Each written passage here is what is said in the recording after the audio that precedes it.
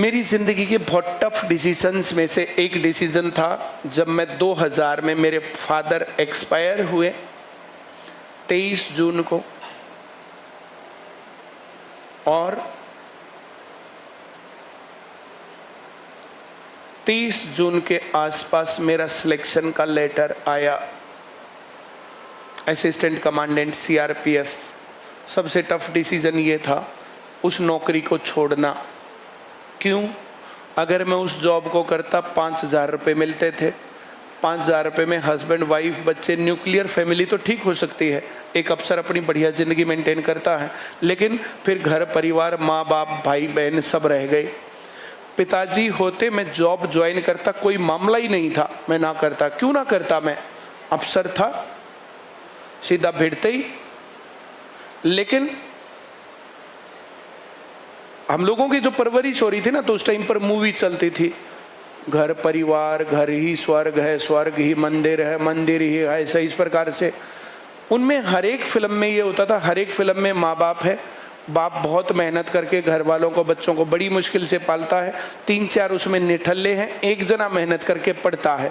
सब लोग अपने सारे सपनों को दांव पर लगा करके एक जने को पढ़ाते हैं, एक जना आगे लगता है, निकल करके और मैम साहब से शादी करके घर वालों को ऐसे कैसे छोड़ करके जाता रहा, घर वाले पीछे से दुखी। हम लोगों की परवरिश का पार्ट ये होता था। हम लोग ऐसी फिल्में हमें बड़ी अच्छी लगती थी, बैठ करके लोग खूब रोते थे कि कितना बेशर्म है, अपनी पत्नी को ले गया, माँ बाप को छोड़ गया, भाई बहनों की तरफ देखा ही नहीं। तो हम लोगों ने जो है ये डिसीजन माँ बाप और भाई बहन और इन चीज़ों के लिए किया।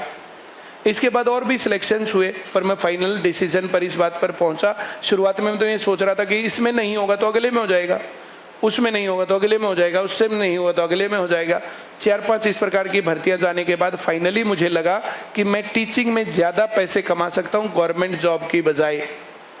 तो मैं गवर्नमेंट जॉब नहीं लगता हूं, टीचिंग कुछ दिनों तक पढ़ाऊंगा, पैसे ज़्यादा लूंगा, जितने गवर्नमेंट जॉब में उतनी मेरी लाइफ के लिए बढ़िया, जो एक्स्ट्रा हो रहे हैं उनके लिए घर परिवार सेट हो जाएगा। ये बात मैंने सोच करके और वहाँ से आगे बढ़ा। और फिर जब मौका मिला फिर सेंटर खोला। ये फिर उसके बाद की कहानियाँ तुम लोगों के सामने हैं।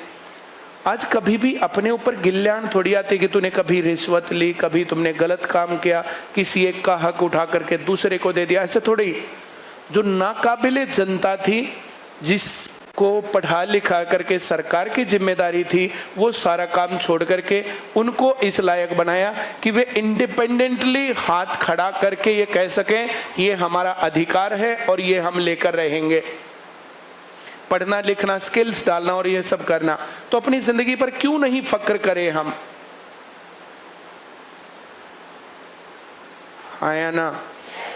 तो आज जो हम जिस लेवल पर खड़े हैं, तो ये तुम्हारे लिए मार्गदर्शन का और एक लॉन्चिंग पैड का काम है। ये जो काबिलियत है ना, ये काबिलियत कुछ भी करवा सकती है, बहुत बड़ी चीज होती है। तो जो गलत लोग तुम्हारे बीच में, उनको इग्नोर मारो, बिल्कुल उनके बीच में मत बैठो।